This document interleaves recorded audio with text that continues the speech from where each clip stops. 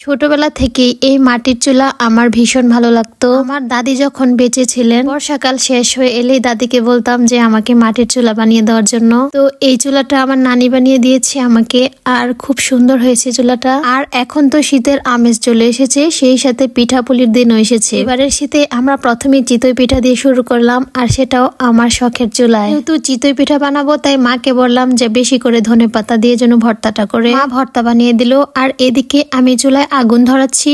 প্রথম এই চুলায় রান্না করব, আর আপনারা কিন্তু অবশ্যই জানাবেন যে চুলাটা কেমন হয়েছে। আর আমিও প্রথম আজকে চিতই পিঠা বানাবো, মানে আমি আগে কখনোই চিতই পিঠা বানাইনি, সবসময় আমার মা বানাতো। আর মার চিতই পিঠাগুলো খুব সুন্দর ফুলে উঠতো, কিন্তু আজকে আমি বানিয়েছি একদমই ফুলে নাই। আর করার আমি যেহেতু প্রথমবারের মতো বানিয়েছি, কিন্তু আমি আপনাদেরকে আবারও আমার মায়ের হাতের চিতই পিঠা বানানো দেখাবো। মায়ের হাতের চিতই পিঠা খুবই সুন্দরভাবে ফুলে আর দেখতে অনেক সুন্দর হয়, আর আমরা এই পিঠাটা খেতে বেশ পছন্দ করি। এই দিনে আমি যতগুলো পিঠা বানিয়েছিলাম সবগুলো একই রকম হয়েছিল। এই পিঠাগুলো না ফুলার কারণ হচ্ছে এই চালের গুঁড়াগুলো অনেক আগেই মা করে রেখেছিল, আর সেগুলো মা ফ্রিজে সংরক্ষণ করেছিল, তাই জন্য নাকি এরকমটা হয়েছে। কিন্তু আমি আবারও আপনাদের মাঝে খুব সুন্দরভাবে আর পারফেক্ট ভাবে পিঠা বানানোর ভিডিও নিয়ে আবারও চলে আসবো। তো আজকের ভিডিও এই পর্যন্তই, সবাই ভালো থাকবেন, আল্লাহ হাফেজ।